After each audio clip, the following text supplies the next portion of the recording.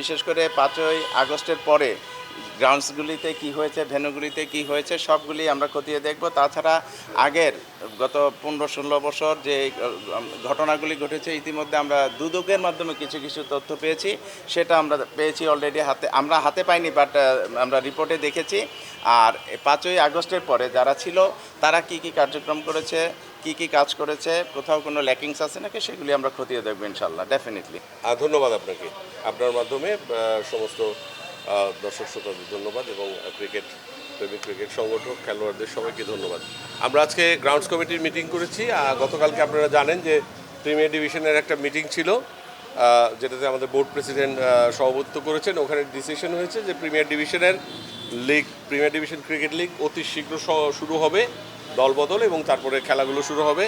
তো এবার যেহেতু সিঙ্গেল লিগ পদ্ধতিতে খেলা হবে, আমরা একই সাথে 6টা মাঠে খেলার শুরু করার চেষ্টা করছি। বসুন্ধরা টিস্যু, অশুদ্ধতার বিরুদ্ধে এক বিন্দুও ছাড় নয়। আমরা 8টা মাঠ ইতিমধ্যে ঠিক করেছি, যেটা একটা হচ্ছে SBNCS, PKSP 2, Bashundhara, Cricketers Academy, Silicon Valley, BKSP 3 এবং 4 আর ইউল্যাব। এই 8টা মাঠের ভিতরে আমরা 6টা মাঠে খেলা দেব এবং প্রত্যেকটা খেলার জন্যই একটা করে রিজার্ভ ডে থাকবে।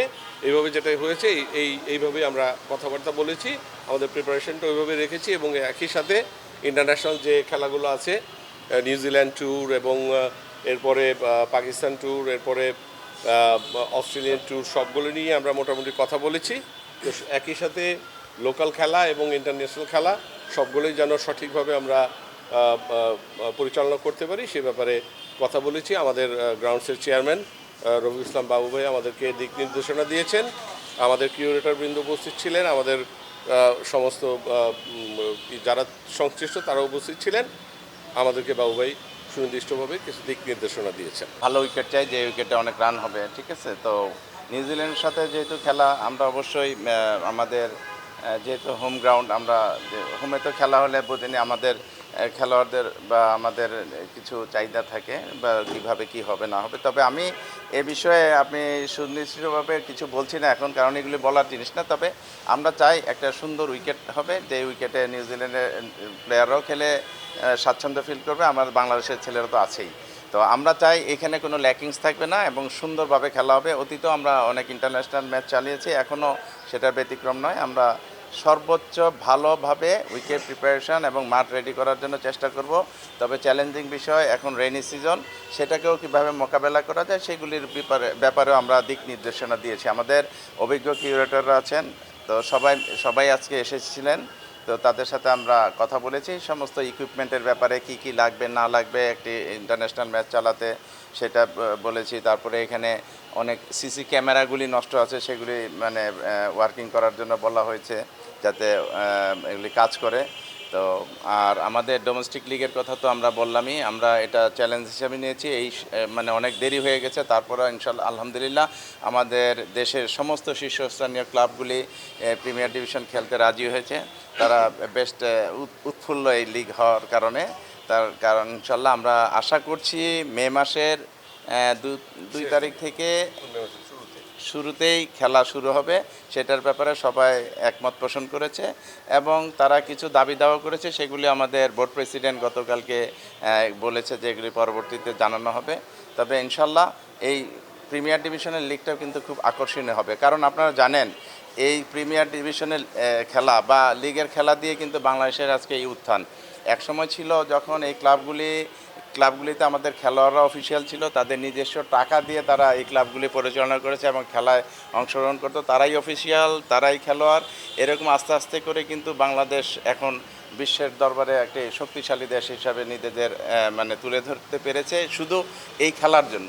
সুতরাং আমরা চাই এই খেলাটাকে হাইয়েস্ট প্রায়োরিটি দিতে এবং ফ্যাসিলিটিসের দিক থেকে সর্বোচ্চ ফ্যাসিলিটিস দেওয়া হবে। আমাদের ইন্টারন্যাশনাল ম্যাচগুলিতে যেভাবে আমরা মানে অর্গানাইজ করি ঠিক তার আদলে এগুলি করার জন্য দিক নির্দেশনা দেওয়া হয়েছে সবাইকে। একজন দেশে ছিলেন না, আরেকজন রাস্তায় জেমে আটকিয়ে গিয়েছেন এবং বলেছে যে আমরা খেলবো, আমরা খেলায় অংশগ্রহণ করবো, সবাই খেলবে, এটাতে কোনো সন্দেহ নেই। আমি এই জিনিসগুলি নিয়ে গতকালকে আলোচনা করেছি আমরা, মানে আপনারা দেখেন শুধু এখানের এই পূর্বাচল এবং এই ফতুল্লা স্টেডিয়াম নয়, আপনারা জানেন আমাদের আন্তর্জাতিক দুটি ভেন্যু এখন একেবারে, দুটি না 3টি ভেন্যু একেবারে অকেজ হয়ে আছে, যেটা হলো বগুড়া শহীদ চান্দু স্টেডিয়াম এবং খুলনা স্টেডিয়াম এবং আরেকটা ফতুল্লা। আমরা এই মাঠগুলিকেও ইন্টারন্যাশনাল পর্যায়ে নেওয়ার জন্য এখন মানে চেষ্টা করব, সর্বোচ্চ চেষ্টা করব, কারণ ক্রিকেট খেলা এমন অবস্থা হয়ে গেছে এখন মাঠের অনেক প্রয়োজন। আর এই মাঠগুলিকে আমরা মানে আন্তর্জাতিক অঙ্গনে এত সুন্দর মাঠ হিসেবে পরিচিতি লাভ করেছিল, কিন্তু সেগুলিতে দীর্ঘদিন খেলা না হওয়ার কারণে কিন্তু অটোমেটিক্যালি আন্তর্জাতিক ভেন্যু হিসেবে তারা আর এখন নেই, স্ট্যাটাস নেই। আমরা এগুলিকে আবার আন্তর্জাতিক ভেন্যুতে রূপান্তর করার জন্য শীঘ্রই মানে জরুরি পদক্ষেপ গ্রহণ করবো ইনশাল্লাহ। 6টা মাঠ হলে আমরা সুন্দরভাবে প্রিমিয়ার ডিভিশনটা শেষ করতে পারবো ইনশাল্লাহ। আমরা না ভেন্যু আছে, এখন ভেন্যু থাকলেও বিকেএসপির মাঠ আমাদের দরকার আছে, কারণ খেলা মানে ক্লাব অফিসিয়ালরা আরেকটি বিকল্প প্রস্তাব দিয়েছে যে বিকেএসপিতে হোস্টেল থাকার ব্যবস্থা আছে, সেখানে যদি আমরা প্লেয়ারদের রাখতে পারি তাহলে আরও ভালো হবে। আমরা ইনশাল্লাহ খাবারের ব্যবস্থা এখন ক্রিকেট বোর্ডই কিন্তু খাবার লাঞ্চের ব্যবস্থা করবে, আপনারা জানেন এটা। সব ক্লাব খুব খুশি হয়েছে, তারা মানে এটাকে অ্যাপ্রিসিয়েট করেছে। এবং বিকেএসপি যদি আমরা ওই যে তাদের হোস্টেলগুলিও নিতে পারি, খেলোয়াড়রা যদি আগের দিন যেয়ে থাকতে পারে তাহলে আর কোনো সমস্যা নেই ইনশাল্লাহ, সেটাই আমরা চেষ্টা করব। আপনারা জানেন 2001 সালের পরেও কিন্তু আমরা বিকেএসপির হোস্টেলগুলি আমরা নিয়েছিলাম, সেখানেও কিন্তু তারা রাত্রি যাপন করেছে এবং সকালে ভালোভাবে খেলে আবার ফিরে এসে, সেই ব্যবস্থাটা করতে পারলে আরও উত্তম হবে। তবে সেটা আমরা চেষ্টা করব যাতে এইভাবে খেলা পরিচালনা করা যায়। তার মানে মিরপুরে কোনো ম্যাচ হচ্ছে না? ডেফিনেটলি হবে।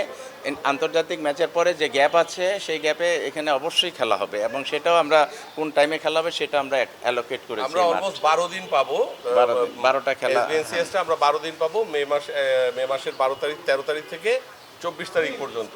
আমরা জানি যে ঈদের ছুটি হয়ে যাবে, কোরবানি ঈদের ছুটি হয়ে যাবে 25 তারিখ থেকে, সুতরাং এই 13ই মে থেকে 24শে মে পর্যন্ত আমরা শুধু এই 12 দিন পাচ্ছি আপাতত।